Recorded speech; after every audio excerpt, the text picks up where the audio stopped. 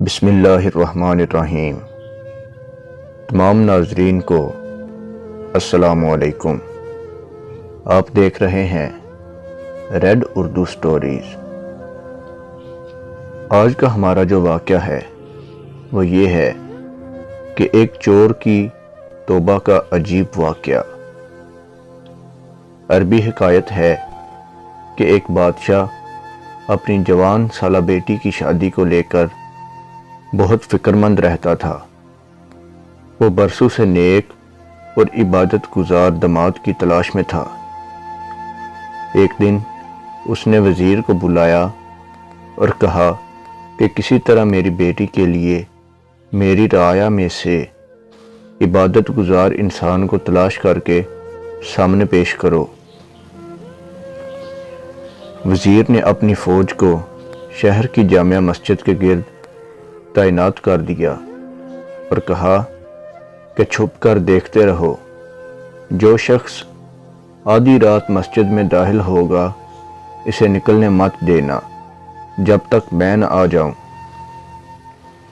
عین اسی وقت ایک چور چوری کرنے کے ارادے سے گھر سے نکلا اور دل ہی دل میں سوچا، کیوں نہ آج شہر کی جامع مسجد میں جا کر چوری کی جائے، وہاں مسجد کا قیمتی سامان چرایا جائے۔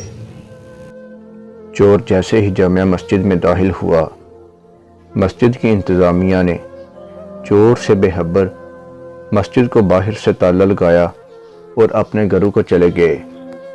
فوجی دستوں نے وزیر کو اطلاع دی کہ لگتا ہے کوئی عبادت گزار آیا ہے، مگر مسجد کو تالا لگ چکا ہے۔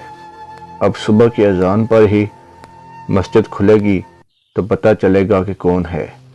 وزیر جلدی سے مسجد پہنچا اور صبح کی اذان کا شدت سے انتظار کرنے لگا تاکہ اندر موجود نیک انسان کو بادشاہ کے سامنے حاضر کیا جا سکے۔ جیسے ہی مسجد کھلی، وزیر دستے سمیت اندر داخل ہوا۔ چور یہ دیکھ کر گھبرایا کہ آج تو پکڑا گیا اور جلدی سے نماز کی نیت باندھ لی۔ جو ہی سلام پھیرتا فوراً کھڑا ہو کر دوبارہ نیت باندھ لیتا۔ وزیر کو اس کی عبادت گزاری پر یقین آ گیا۔ جو ہی سلام پھیرا، فوجی دستے نے اس چور کو پکڑا اور بادشاہ کے سامنے پیش کیا۔ وزیر نے کہا، بادشاہ سلامت، یہ ہے آپ کا مطلوبہ شخص جسے مسجد سے گرفتار کیا گیا ہے۔ رات بھر مسجد میں عبادت کرتا رہا۔ چور کی حالت غیر ہو رہی تھی۔ بادشاہ چور سے مخاطب ہو کر کہنے لگا، کیا حال ہے؟ اگر میں اپنی بیٹی کی شادی تمہارے ساتھ کر کے تمہیں اپنی سلطنت کا ولی عہد مقرر کر دوں، کیا تمہیں منظور ہے؟ چور ہکا بکا ہو کر دیکھنے لگا۔ ڈرتے ڈرتے پوچھا، عالی جان، یہ کرم نوازی کس وجہ سے ہے؟ بادشاہ نے کہا، تم عبادت گزار ہو، رات بھر مسجد میں رہے، صبح اذان ہونے پر باہر آئے۔ چور دل ہی دل میں سوچنے لگا، اے اللہ، میں چوری کی نیت سے ہی صحیح مگر تیرے گھر گیا، دکھلاوے کی نیت سے ہی صحیح نماز ادا کی اور بدلے میں تو نے دنیا میرے قدموں میں ڈال دی۔